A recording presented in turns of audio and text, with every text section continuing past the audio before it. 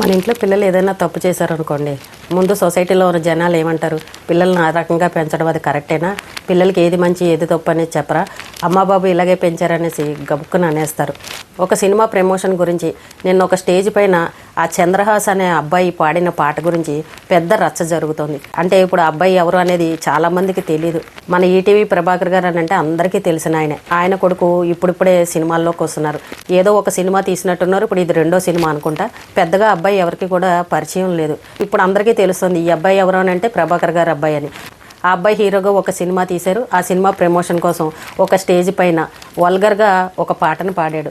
అయితే అందరూ ఏమనుకున్నారని అంటే ఈ పాట సినిమాలోనే ఉందనుకుంటా, అంటే ఈ సినిమా ఇంత దరిద్రంగా ఉందనుకుంటా అని చెప్పేసి ప్రతి ఒక్కరి మైండ్లోకి వెళ్ళిపోయింది. ఆ పాటలో ఎన్ని బూతులు ఉన్నాయని అంటే ఒక కుర్ర గ్యాంగ్ని రెచ్చగొట్టే విధంగా ఉన్నాయి. ఇప్పుడు నలుగురు కుర్రాళ్ళు కలిసి సరదాగా మాట్లాడుకుంటూ కేఫుల్లో మాట్లాడుకుంటూ ఎక్కడికన్నా వెళ్తున్నప్పుడు ఒకరి మీద ఒకరు వేళ కొల్లలు ఆడుకుంటూ మాట్లాడుకుంటారు చూసారా, బూతులు మాట్లాడుకుంటారు చూసారా, ఆ బూతులన్నీ ఆ పాటలో ఉన్నాయి. అయితే ఇప్పుడు ఒక సినిమా ప్రమోషన్ చేసేటప్పుడు ఎంత పద్ధతిగా చేయాలండి? ఇప్పుడు వాళ్ళ సినిమాని చూడాలని అంటే కుటుంబ సమేతంగా అందరూ వచ్చి చూసే విధంగా ఉండాలి.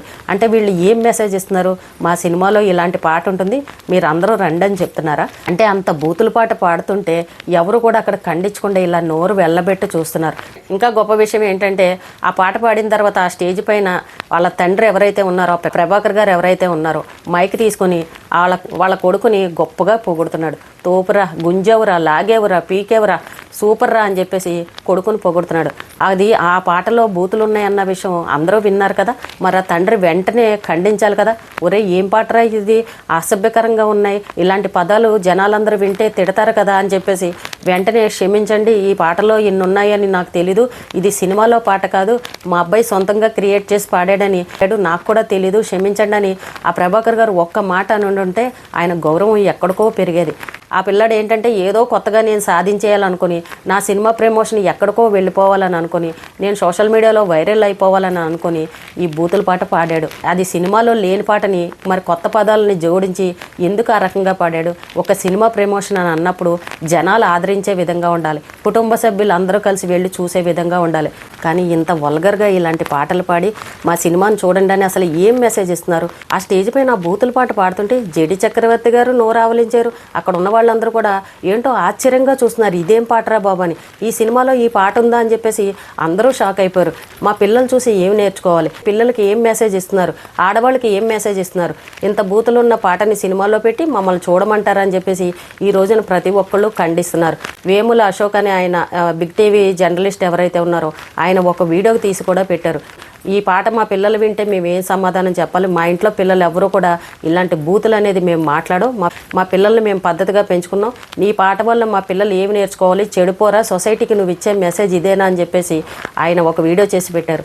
ఆయన వీడియో చేసి పెట్టారని ఆయన పెద్ద చిన్న లేకుండా ఇష్టం వచ్చినట్టు మాట్లాడారు. నీ అంతేంటో చూస్తాను, నువ్వు 24 గంటల్లో సారీలు చెప్పాలి, లేకపోతే ఇది అదే అని ఆయన బెదిరించడం జరిగింది. ఇప్పుడు ఆ ప్లేస్లో మనం ఉన్నా అంతే. ఏ తల్లిదండ్రులు కూడా ఇతను పాడిన పాటను ఒప్పుకోరు. ఆయన కూడా ఒక పేరెంట్ కాబట్టి, ఆయనకి పిల్లలు ఉన్నారు కాబట్టి ఇది పద్ధతి కాదు, ఇలాంటి పాట నువ్వు ఎందుకు పాడావని చెప్పేసి ఆయన నిలదీసి అడిగారు. అందులో తప్పే ఉంది? ఇప్పుడు నువ్వు చేసింది తప్పు, నువ్వు పాట పాడింది తప్పు, ఆ తప్పుని తప్పు అని ఖండించిన వాళ్ళని ఇష్టం వచ్చినట్టు బెదిరించడం, వాళ్ళ మీద కేసులు పెట్టడం, ఏంటో రుబాబు ఏంటి, ఆ యాటిట్యూడ్ ఏంటి, అసలు ఆ పొగరేంటి, ఆ సమాధానం ఏంటి? దీన్ని బట్టి ఏమనుకుంటారంటే ముందు తల్లిదండ్రులు అంటారు, ఏంటి కొడుకు ఇదే నేర్పించారా, ఆయన సినిమా ఫీల్డ్లో ఇంత కాలం నుండి ఉన్నారు, ఎంత చక్కనైనా, ఎంత మంచి మనిషి, ఆయన ఏమీ చెప్పరా అని చెప్పేసి ఇలా అనేవాళ్ళు కూడా ఉన్నారు. ఎందుకంటే కొడుకు తప్పు చేస్తున్నప్పుడు ఖండించాలి కానీ సపోర్ట్ చేయకూడదు. ఇప్పుడు నిన్న డిబేట్లు పెట్టారు, ఇదంతా రచ్చ జరిగింది.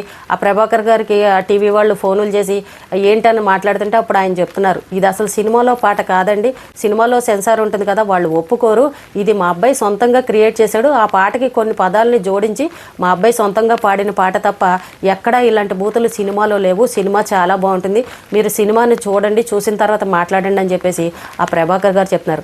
ఒక సినిమా ప్రమోషన్ చేసుకుంటున్నామని అంటే చక్కగా మర్యాదగా మీరు అందరూ మా సినిమా చూడండి, సినిమా చాలా బాగుంటుందని ఇలా రిక్వెస్ట్గా చేసి ఏదైనా కొత్తగా చూపించి చక్కగా జనాలు ఆకట్టుకునే విధంగా ఉండాలి. కానీ ఇలాంటి బూతుల పాటలు పాడితే ఎవరొచ్చి చూస్తారండి సినిమాకి?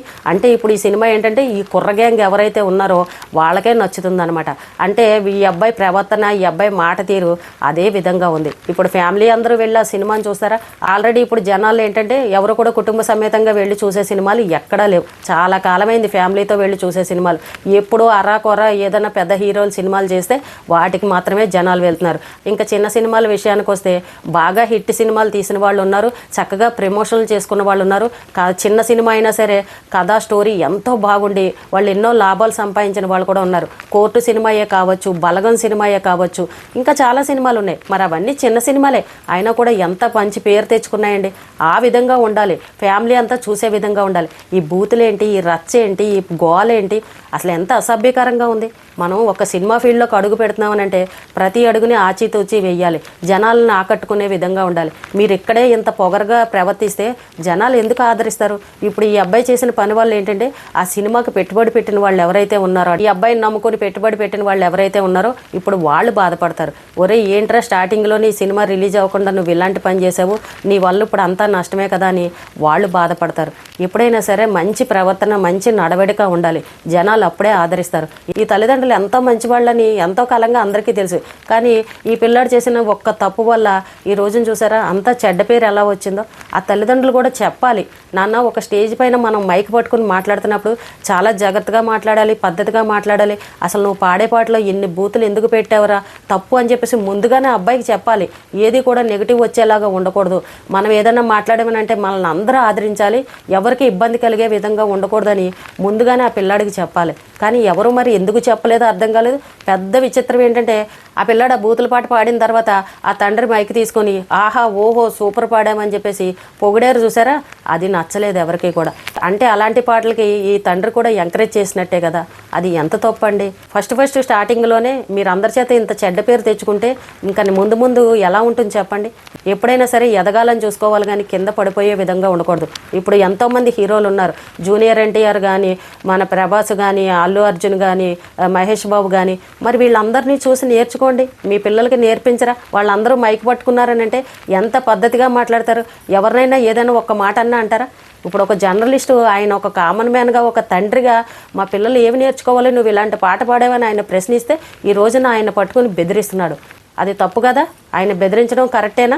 ఇప్పుడు ఆ ఫంక్షన్లో ఆడవాళ్ళు ఉన్నారు, వాళ్ళ ఫ్యామిలీ మెంబర్స్ ఉన్నారు. మరి వాళ్ళందరూ కూడా ఆ పాటను విని ఏం నేర్చుకోవాలి? అది వాళ్ళకి మంచిదని అనిపించిందా?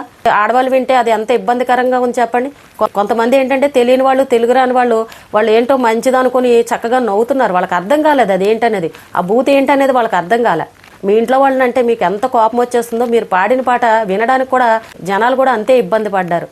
పక్కన తండ్రి ఉండి, పెద్ద వాళ్ళు ఉండి, సినిమా వాళ్ళు ఉండి ఇది తప్పు అని చెప్పడం మానేసి అందరూ కూడా చప్పట్లు కొట్టి ఎంకరేజ్ చేస్తే మరి ఏమంటారు చెప్పండి? ఆ అబ్బాయి పాడిన పాటలో ఎంత అసభ్యకర పదాలు ఉన్నాయి. అలాంటివన్నీ కూడా చూసుకోండి. ఏదో స్టేజ్ మీదకి వచ్చేసాం, మనకు నచ్చింది చేసేసామంటే అది జనాలు ఎవరు కూడా స్వీకరించరు. జనాలను ఆకట్టుకోవాలని అంటే మంచి పద్ధతి ఉండాలి, ఒక మంచి మాట తీరు ఉండాలి, మంచి నడవడిక ఉండాలి, పద్ధతిగా ఉండాలి. స్టార్టింగ్లోనే ఇంత పొగరుగా ఉంటే జనాలు ఎందుకు ఆదరిస్తారు చెప్పండి? ఈ పిల్లాడు చేసిన పని వల్ల అందరికీ నష్టమే కదా. నిన్న అంతా జరిగిపోయిన తర్వాత ప్రభాకర్ గారు వచ్చి సారీ చెప్పడం, ఇలాంటివి ఏవి కూడా సినిమాలో లేవు, సెన్సార్ వాళ్ళు ఒప్పుకోరు కదండి. ఇది మా అబ్బాయి సొంతంగా క్రియేట్ చేసుకుని పాడాడు, క్షమించండి, ఇలాంటి తప్పులు ఇంకోసారి దొరలకుండా నేను చూసుకుంటానని చెప్పేసి ప్రభాకర్ గారు చెప్పారు. అంతవరకు సంతోషం. ఎప్పుడైనా సరే నిదానంగా ఉండాలి. ఎదుటి వాళ్ళు మనల్ని ఏదన్నా అన్నా సరే మనం నిదానంగా సమాధానం చెప్పాలి. అది ఉన్నప్పుడే జీవితంలో పైకి ఎదుగుతారు. అవతల వాళ్ళు ఏదో అన్నారని మనం కూడా పొగరుగా వెళ్ళి మాట్లాడామనుకోండి, ఏమవుతుంది? జనాలందరూ ఇంకా తిడతారు, మిమ్మల్ని ట్రోల్ చేసే పరిస్థితి.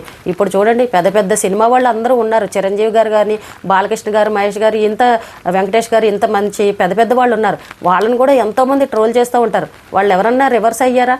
ఎప్పుడన్నా తిరిగి సమాధానం చెప్పారా? వాళ్ళంతా మా అభిమానులే అనుకుని ఈ రోజుకి కూడా అభిమానులు గౌరవిస్తారు. వాళ్ళు ప్రశ్నించే వాళ్ళని ఇష్టం వచ్చినట్టు ఈ రకంగా బెదిరించారు అని అంటే రేపు పొద్దున్న మీ సినిమాలని ఎవరు చూస్తారు? మిమ్మల్ని ఎవరు ఆదరిస్తారు? ఈ సినిమా హీరోలకి ఇలాంటి ట్రోలింగ్లు అనేవి సహజంగా ఉంటూనే ఉంటాయి. వాటిని పట్టించుకోకుండా ఉండాలి కానీ వాటినే తీసుకుని నిన్ను అది చేస్తా ఇది చేస్తా 24 గంటలని ఇలా చిటికలేసి బెదిరించి ఇది ఎంతవరకు కరెక్టు? ఇలా ముందు మీరు ఎదగాలి అని అంటే ఇలాంటివి చాలా ఎదుర్కోవాలి. అవన్నీ ఎదుర్కోగలిగితేనే మీరు పైకి రాగలుగుతారు తప్ప ఎవరో నన్ను ఇలా ప్రశ్నించారని బాధపడిపోకూడదు. ఈ అబ్బాయి పాడిన పాట అంత అసభ్యకరంగా ఉంది కాబట్టి ప్రతి ఒక్కరూ ప్రశ్నిస్తారు. కానీ ప్రశ్నించిన వాళ్ళనే బెదిరించి కేసులు పెడతామని అంటే ఎవరు ఊరుకుంటారు? చూడండి, మీ సినిమాని ఆదరించాలంటే ఈ ప్రేక్షక అభిమానులే, కింద పాడేయాలన్నా వీళ్ళే, పైకి ఎత్తాలన్నా వీళ్ళే. మరి అలాంటి అభిమానులతోటి మీరు ఎంతో గౌరవంగా మాట్లాడాలి. అభిమానులను ఇష్టం వచ్చినట్టు తిట్టారు అనుకోండి, మిమ్మల్ని ఎక్కడ ఉంచాలో అక్కడ ఉంచుతారు. ఆ అబ్బాయి స్టార్టింగ్లో కొత్తగా వస్తున్నాడు కాబట్టి కొంచెం జాగ్రత్తగా ఉండాలి. మాట్లాడే ప్రతి మాట కూడా అందులో ఏమున్నాయి పదాలు వినేవాళ్ళకి అసభ్యకరంగా ఉంటుందా లేదా, మనం మాట్లాడే మాట పిల్లలు పెద్దలు అందరికీ నచ్చే విధంగా ఉండాలని ఇలాంటి విషయాలన్నీ గమనించుకున్న తర్వాతే మైక్ పట్టుకొని మాట్లాడాలి. తల్లిదండ్రులు కూడా వెనకాల నుంచి కౌన్సిలింగ్ ఇస్తూ ఉండండి. ఇంకొకసారి ఈ తప్పు జరగకుండా చూసుకోండి. నువ్వు చేసే ఇలాంటి చిన్న తప్పుల వల్ల నీ వెనకాల ఉన్న వాళ్ళు, కష్టపడి పనిచేసిన వాళ్ళు, పెట్టుబడి పెట్టిన వాళ్ళు, వీళ్ళెవ్వరూ కూడా నష్టపోకూడదు. ట్రోలింగులు, ఈ విమర్శించడాలు ఇవంటారా పబ్లిక్లో ఉన్నప్పుడు ఖచ్చితంగా ఉంటాయి. మామూలు సామాన్య యూట్యూబర్లకే ఇలాంటి ట్రోలింగులు ఉంటూ ఉంటాయి. వాళ్ళనే ఎవరో ఒకరు బ్యాడ్ కామెంట్లు పెట్టడం, ట్రోల్ చేయడం ఇలాంటివన్నీ జరుగుతూ ఉంటాయి. మరి మీరు సినిమా తీస్తున్నప్పుడు మీకు కూడా ట్రోలింగులు ఉండవా చెప్పండి? మీరు చేసే ప్రతి తప్పుని జనం అందరూ గుర్తిస్తారు.